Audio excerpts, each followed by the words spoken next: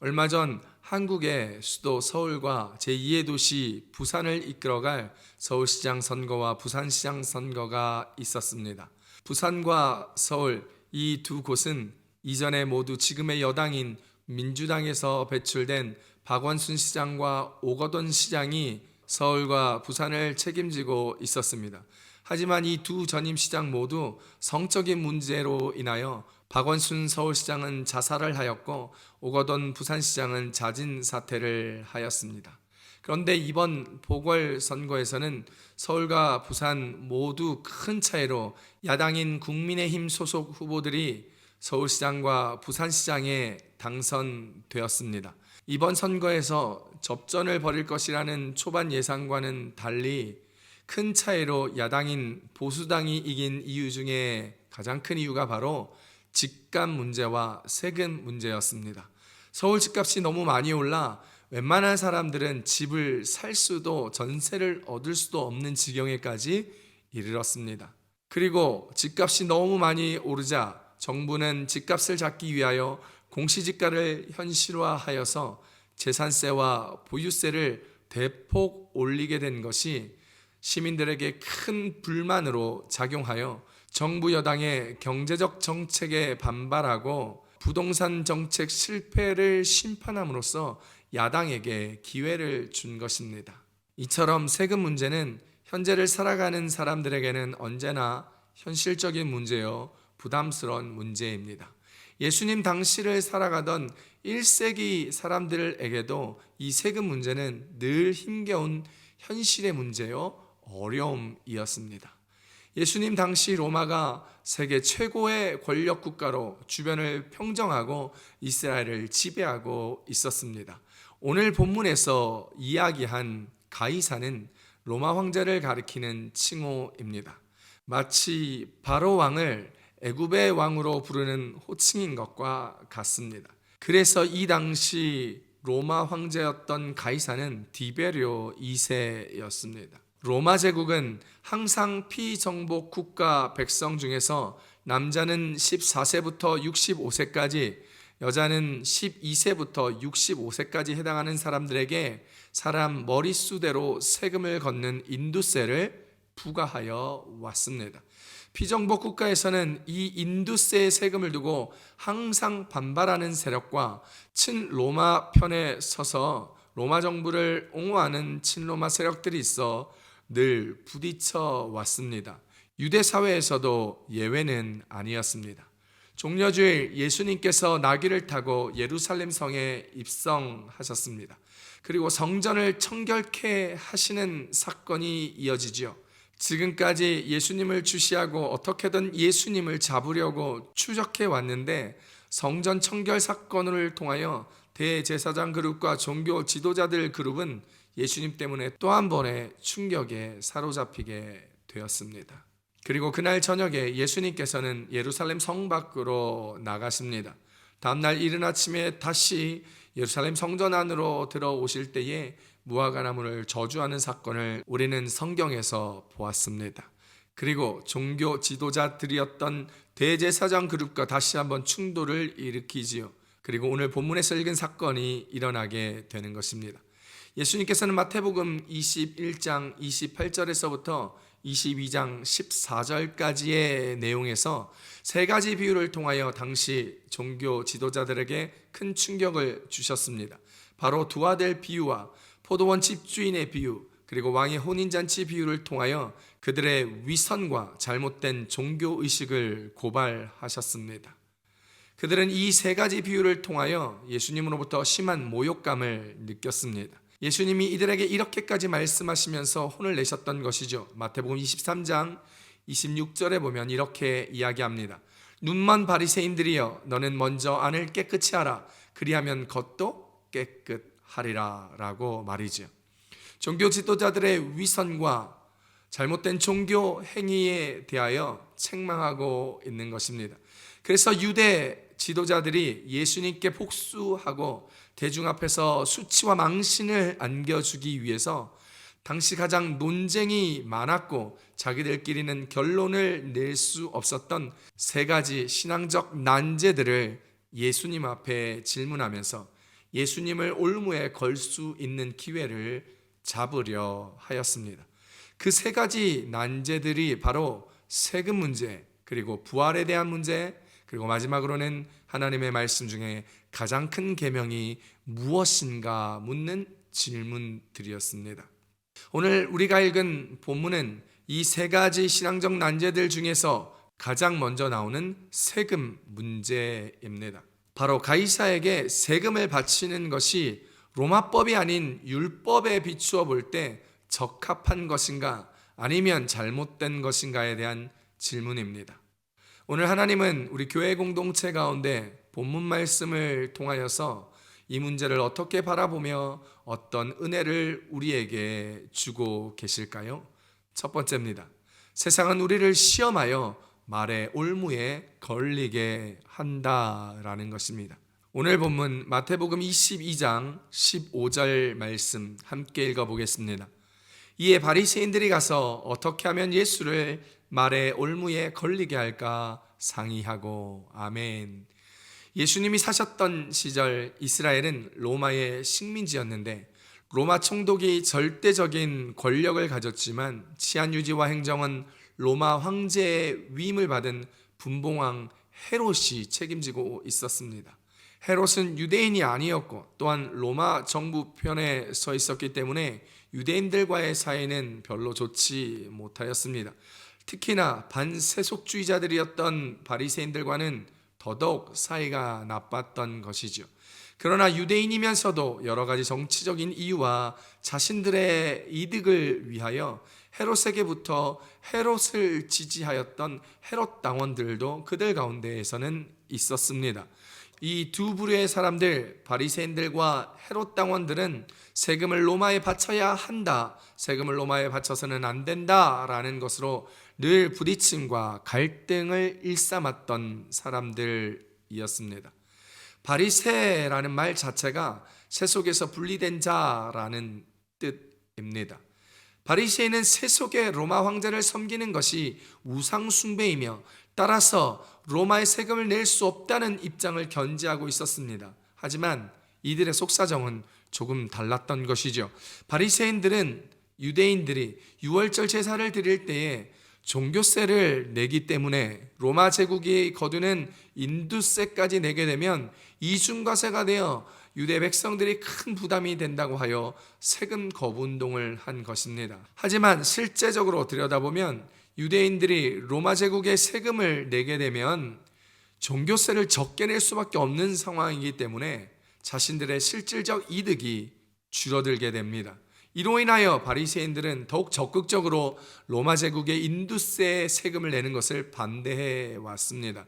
반면에 친로마 편에 서 있었던 헤롯 당원들은 로마 제국으로부터 당시 유다 백성들에게 큰 영향력을 행사하고 있었던 바리새인들을 견제하라는 뜻으로 물질적 지원을 받고 있었기 때문에 헤롯 당원들은 로마의 세금을 바치는 것에 대하여 찬성하고 있었습니다. 헤롯 당원들은 그 이름대로 로마 황제에 의하여 분봉왕으로 임명된 헤롯 왕의 추종 세력들이었습니다. 세속왕인 헤롯과 로마 황제도 하나님이 세웠으므로 그들을 인정해야 하고 따라서 당연히 로마에 세금을 내는 것이 옳다라고 주장하는 사람들이었습니다. 이 두 그룹은 자신들의 기득권을 지켜내기 위해서 로마 제국에 세금을 내는 것을 이슈로 서로 으르렁거리며 갈등을 하고 있었던 당시 시대적 상황이었습니다. 하지만 예수님은 이 두 부류를 모두 신랄하게 비판하셨고 그들은 각각 다른 이유로 예수님을 싫어했기 때문에 예수님을 올무로 묶어 넘어뜨리려는 시도에 서로 적과의 동침을 하게 된 것입니다. 서로 한패가 되어 오늘 본문에서 예수님을 넘어뜨리려 시험하고 있는 것이지요. 로마가 식민 지배를 하는 가장 큰 이유는 세금을 거두어 재정을 확보하는 것과 식민지의 백성들을 노예로 부려 정복전쟁에 쓰든지 아니면 그들을 노예로 부려 인력난을 해결하는 것이었습니다. 모든 사람이 예외 없이 바쳐야 하는 주민세 혹은 인두세를 내어야 했기에 늘 피정복 국가에서는 반발이 있었습니다. 로마가 유대인들을 노예로 끌고 가지는 않았지만 인두세를 내도록 하여 인두세를 거두는 삭개오와 같은 세리들이 유대인들 사이에서는 사람 취급도 받지 못하는 상황까지 이르렀던 것이지요. 그러므로 로마에게 세금을 바쳐야 하는가 바치지 말아야 하는가는 그 시대 가장 민감한 사항 가운데 하나였습니다.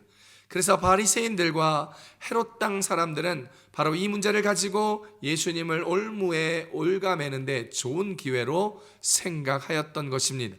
만약 예수님이 로마 제국에 세금을 바치라고 하면 그동안 예수님을 따르던 수많은 유대인들이 예수님으로부터 등을 돌릴 것이 확실시되었고 예수님의 영향력은 약해질 것이라 생각하였습니다.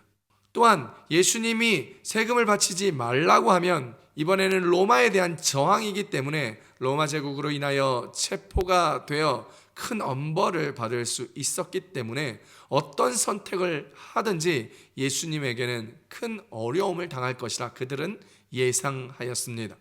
예수님에게 모욕당한 것을 갚아주기 위하여 이를 갈던 바리새인들은 예수님을 말의 올무에 걸리게 하여 많은 사람들에게 망신을 주기 위하여 평소에 적대적이었던 그들의 적 헤롯 당원들과 서로 상의하기에 이르렀습니다. 쉬운 성경으로 보면 이 상황을 조금 더 이해하기가 쉽게 설명되어 있습니다. 마태복음 25장 15절로 6절을 쉬운 성경으로 보겠습니다. 그때 바리새파 사람들이 가서 예수님의 말씀을 트집 잡아 예수님을 함정에 빠뜨리려고 공모했습니다. 그들은 자기들의 제자들을 헤롯 당원들과 함께 예수님께 보냈습니다. 이들이 말했습니다. 선생님, 우리가 선생님이 진실한 분이며 하나님의 길을 올바르게 가르치시며 사람의 얼굴을 보지 아니하심으로 아무에게도 치우치지 않으신다고 생각합니다. 아멘. 오늘 이 성경 구절을 보면 여기서 바리새인들과 헤롯 당원들은 예수님을 이전에 없었던 위대한 랍비처럼 치켜 세우면서 율법에 대한 자문을 구하는 모양새를 갖추면서 상당히 예의 바르게 접근하여 질문하고 있습니다. 이 상황을 바라보면 바리새인들이 얼마나 위선적인 사람들인지를 금방 알 수 있습니다. 이전에 예수님을 대하던 것과는 완전히 상반된 모습으로 예수님을 올무에 묶어 넘어뜨리기 위하여 최대한의 포장을 하는 것이죠. 바로 띄워주기입니다. 겉만 번지르르한 바리새인들의 말이요, 진정성은 1도 없는 그들의 말임을 그들의 이전의 모습에서 우리는 너무나 잘 알 수 있습니다. 자신이 원하는 것을 얻기 위한 미끼의 발언이요 언어였던 것이지요. 유대인들에게는 할라카라는 전통이 있습니다. 할라카란 현실에서 발생한 어떤 사안을 두고 사람들 사이에 의견이 갈라지게 되면 율법의 최고 권위자들을 찾아가서 자문을 구하고 율법의 최고 권위자가 어떠한 판단을 내리면 그 내린 판단을 모든 공동체가 그대로 따르는 전통이 있습니다. 이것을 할라카라고 합니다. 성경에서 말하는 장로의 유전이라는 것은 이러한 과정을 거쳐 형성된 일종의 그들만의 규칙입니다. 바리새인들은 현실에서 발생하고 있는 아주 심각한 문제 하나를 가지고 할라카 전통에 따라 예수님께 접근합니다. 아직 유대인 사회가 서로 합의하지 못한 아주 어려운 문제를 가지고 예수님을 시험하고 있습니다. 마태복음 22장 17절에서 이렇게 얘기합니다. 그러면 당신의 생각에는 어떠한지 우리에게 이루소서. 가이사에게 세금을 바치는 것이 옳으니까 옳지 아니하니까 하니. 결국 이들은 사회적으로 합의되지 않은 논쟁을 통한 갈등을 이용하여서 예수님께서 어느 쪽을 선택하더라도 욕을 먹고 올무에 걸릴 수밖에 없는 시험거리를 제공한 것입니다. 예수님도 이 상황을 너무나 잘 알고 있었습니다. 이들의 속마음을 이미 알고 계신 것이지요. 그래서 예수님께서 그들의 악한 마음을 꾸짖었습니다. 마태복음 22장 18절 쉬운 성경을 한번 읽어보겠습니다. 예수님께서 이 사람들의 악한 생각을 아셨습니다. 그래서 말씀하셨습니다. 너희 위선자들아, 왜 나를 시험하느냐? 아멘. 그렇습니다. 세상의 위선으로 가득한 종교인들이나 기득권을 가진 자들은 자신들이 가지고 있는 권세와 기득권을 지키고 자존심을 지키기 위하여 예수님을 시험하여 넘어뜨리려 하고 있습니다. 자신들의 자존심을 지키고 자신들의 기득권과 경제적 이득을 유지하기 위해서입니다. 사랑하는 성도 여러분, 세상은 이와 같습니다. 세상은 항상 믿음을 지키며 하나님의 나라를 위하여 살아가려고 하는 우리에게 나타나서 자신들의 기득권을 위하여, 자신을 더 돋보이게 하기 위하여, 자신들의 자존심을 위하여 우리를 넘어뜨리고 핍박하고 힘들게 하여 우리로 올무에 걸리게 하려고 그 올무를 숨기고 우리를 노리고 있는 것입니다. 그래서 다윗은 세상이 자신을 잡으려고 올무를 숨기고 있다고 시편에서 하나님께 토로하고 있는 것입니다. 시편 142편 3절입니다. 내 영이 내 속에서 상할 때에도 주께서 내 길을 아셨나이다. 내가 가는 길에 그들이 나를 잡으려고 올무를 숨겼나이다. 아멘. 우리의 주변엔 우리가 쉽게 대답하기 어려운 질문으로 우리의 신앙을 평가하려 하는 사람들이 있습니다. 우리가 연약하고 부족하여 제대로 된 신앙생활을 못할 때를 기다렸다가 우리를 정죄하거나 판단하려 할 때도 있을 것입니다. 교회를 다니면서 성경도 제대로 모르냐? 이단들이 주로 하는 이야기이지요. 자신들이 끼워 맞춘 교리를 가지고 성경을 잘 알지 못하는 우리에게 공격할 때도 있습니다. 연약하고 성숙하지 못한 우리의 태도와 말로 인하여 믿지 않는 사람들은 교회 다니면서도 그런 말 하냐? 교회 다니면서도 그러고 다니냐? 라며 우리로 비아냥대기도 합니다. 그렇기 때문에 우리는 늘 조심하며 늘 깨어 기도하며 그 올무에 걸리지 않도록 노력해야 합니다. 베드로전서 5장 8절에서 이야기합니다. 근신하라 깨어라 너희 대적마귀가 우는 사자같이 두루다니며 삼킬 자를 찾나니. 할렐루야. 하지만 우리가 세상에서 살다 보면 아무리 믿음으로 신앙으로 살아간다고 해도 우리는 연약하여 올무에 걸리는 날이 있을 것입니다. 넘어지는 날도 있을 것입니다. 아마 코가 깨지는 날도 있겠지요. 그때마다 우리를 구원해 주시는 우리 주 예수님을 바라보십시오. 우리의 능력자 되시며 엘샤다이의 하나님을 바라보십시오.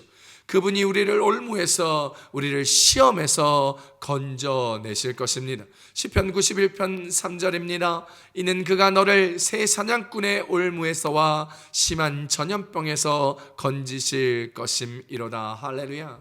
사랑하는 성도 여러분, 한 번 더 이 말씀을 통하여 우리를 살펴보아야 할 것은 혹시 우리가 바리새인들과 헤롯 당원들이 예수님을 시험하여 올무에 묶어 넘어뜨리려 했던 것처럼 혹 우리가 말로나 행동으로 다른 사람을 넘어뜨리려고 한 적은 없으십니까? 시험하고 정죄하여 다른 사람들을, 함께 신앙생활하는 사람들을 혹은 교회 공동체를 시험하거나 어려움에 빠뜨리거나 넘어뜨리려 하지는 않았는지요? 저는 그런 분들을 종종 보았습니다. 어제까지 서로 으르렁대던 사람들이 오늘 한편이 되어 다른 집사님을, 권사님을 공격하고 목사님을 공격하고 당을 지어 교회 공동체를 분열로 밀어넣고 어려움에 빠지게 하는 사람들을 보았습니다. 혹시 그런 바리새인들과 헤롯 당원들 같은 사람들이 저와 여러분의 모습은 아니었는지 오늘 말씀을 통하여 우리 스스로를 살펴보며 남의 눈에 티끌보다 우리 안에 들보를 바라볼 수 있는 믿음 성숙한 여러분들 되시기를 바랍니다. 그래서 주님의 몸된 공동체를 사랑하고 믿음의 지체들을 사랑하여 하나님의 나라를 이룰 수 있는 저와 여러분들이 되시기를 우리 예수님의 이름으로 축복합니다. 오늘 말씀이 주시는 두 번째 은혜입니다.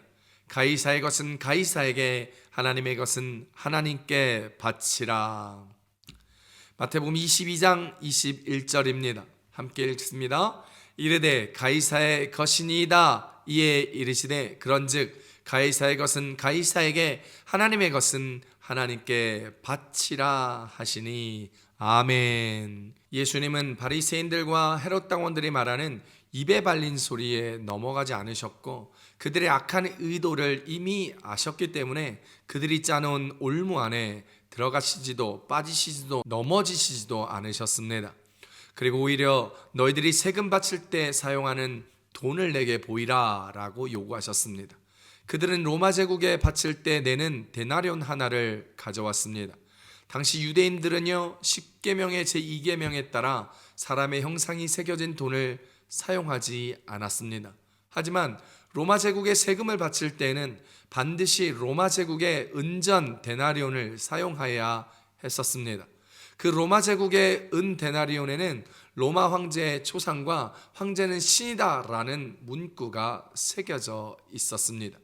유대인들이 이 로마 황제의 초상화가 새겨진 데나리온을 사용한다는 것은 그들이 실제로 로마의 식민지라는 사실을 인정하는 것이었습니다.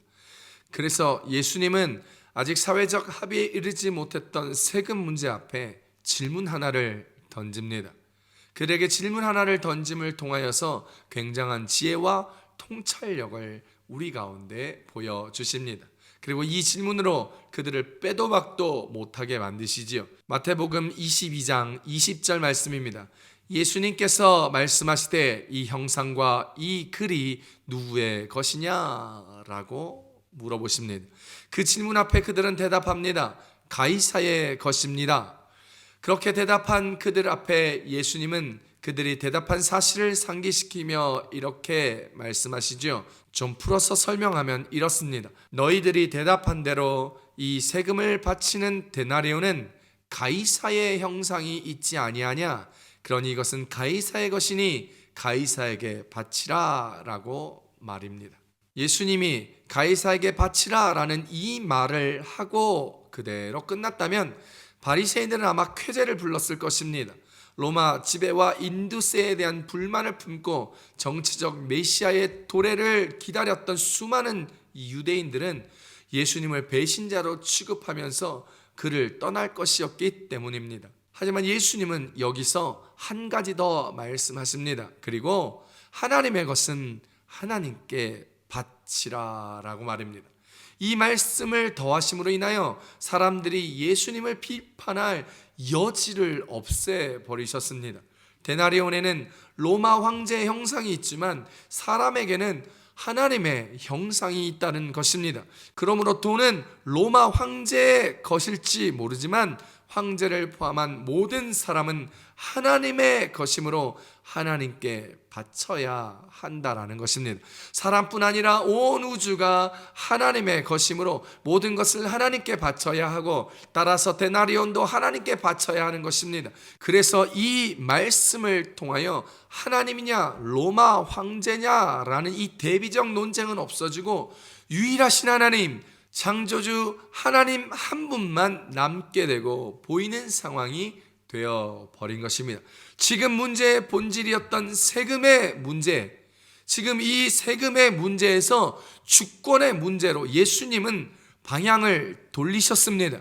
우리의 주인이 누구이며 우리는 누구를 섬겨야 하는가에 대한 주권에 대한 문제, 본질적 신앙의 문제로 사람들의 관심을 돌리며 주제를 돌리시는 놀라운 지혜를 발휘하신 것입니다. 이 말을 들은 사람들은 예수님의 지혜에 너무나 놀라서 모두 더 이상 그 자리에 있을 수가 없어 자리를 떠나고 말았습니다. 사랑하는 성도 여러분, 우리는 세상을 살아가면서 하나님의 생각과 세상의 생각이 충돌하는 지점을 만날 때가 있습니다. 하지만요, 그것은 잘못된 우리의 생각으로 생기는 충돌입니다. 자꾸 뭐가 아까워서 내 마음대로 하기 위하여 이리 재고 저리 재고 이리 따지고 생각하니까 신앙과 현실의 삶에서 자꾸 충돌하는 지점이 생길 수밖에 없고 마음의 갈등이 일어날 수밖에 없는 것이지요. 사랑하는 성도 여러분, 모든 것이 다 하나님의 것입니다. 이스라엘 백성과 이스라엘 그 땅 모두가 하나님의 것이며 하나님께 속한 것 같이 우리 모두도 하나님의 것이요 우리의 모든 것도 하나님의 것입니다. 우리의 생각도 하나님께 속한 것임을 잊지 않는 여러분 되시기를 우리 주 예수님의 이름으로 축복합니다. 다윗이 시편에서 고백하였습니다. 시편 21편 1절 쉬운 성경으로 보면 성전에 들어오시는 하나님을 기뻐 맞이함 다윗의 시, 땅과 그 안에 있는 모든 것이 여호와의 것입니다. 세상과 그 안에 사는 모든 것이 여호와의 것입니다 라고 다윗은 고백하고 있습니다. 어떤 사람들은 신앙의 좁은 세계에 함몰되어 세상의 질서를 하나님 나라의 적대 세력으로 바라보고 세상을 등지고 살아갈수록 신앙에 유익하다고 생각하는 경우들도 있습니다. 그것이 하나님께 충성하고 믿음 따라 사는 것이라고 생각하기도 합니다. 하지만 그것은 하나님의 통치를 너무나 좁게 바라보는 시각입니다. 너무 하나님의 통치를 쉽게 생각하는 것입니다. 신앙은요, 나만 보고 내가 처한 상황만 보는 것이 아닙니다. 신앙은 온 세계를 품는 것입니다. 그래서 세계 선교도 하고 열방을 향한 중보기도도 하는 것입니다. 신앙은요, 이 땅에 두 발로 딛고 서서 하늘의 하나님을 바라보며 하나님의 피조세계 전체를 품고 사는 것입니다. 그것이 그리스도인으로서 이 땅의 천국 시민으로서 살아가는 우리들의 모습이어야 한다는 것이죠. 가끔 오래전에 목사님들의 경우 나라의 세금도 잘 내고 하나님의 것인 11조도 잘하고 헌금 생활도 잘하라고 오늘 본문의 말씀을 풀어서 설교하는 것을 많이 들었습니다. 하지만 그런 결론만으로 오늘 말씀이 끝나서는 안 됩니다. 우리가 하나님의 형상과 모양대로 지음받은 것임을 기억하고 가이사의 형상이 있는 것은 가이사에게 주는 삶의 의무를 다하며 우리는 하나님의 형상과 모양이 있으니 우리의 삶을 온전히 하나님께 드려야 함을 기억하며 살아가는 저와 여러분의 삶이 되시길 축복합니다. 우리는 결코 두 주인을 섬길 수 없습니다. 우리 안에 혹시 가이사의 형상의 것을 가지고 있어 자꾸 보암직도 하고 먹음직도 하고 탐스러운 것에 눈이 가고 손이 가고 발이 가고 마음이 가고 있다면 어서 빨리 우리 안에 자리 잡고 있는 가이사의 형상, 세상의 형상을 빨리 지워내는 저와 여러분들이 되시기를 바랍니다. 성령의 은혜 안에서 온전히 하나님께 드리는 우리의 삶이 되시기를 축복합니다. 예수님은 성령의 지혜로 말미암아 악한 세력의 계획을 무력화시키고 하나님의 주권을 상기시키며 하나님의 백성의 정체성을 이스라엘 백성들에게 되새겨 주셨습니다.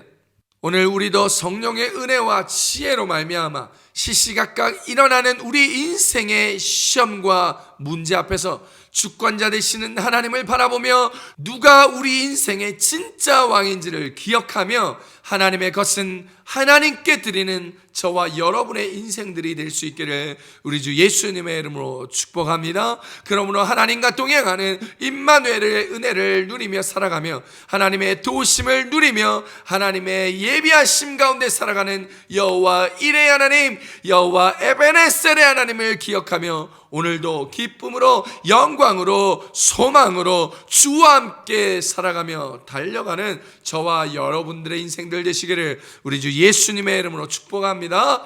축복합니다. 우리 함께 이 시간 두 손 모아서 하나님 앞에 기도하겠습니다.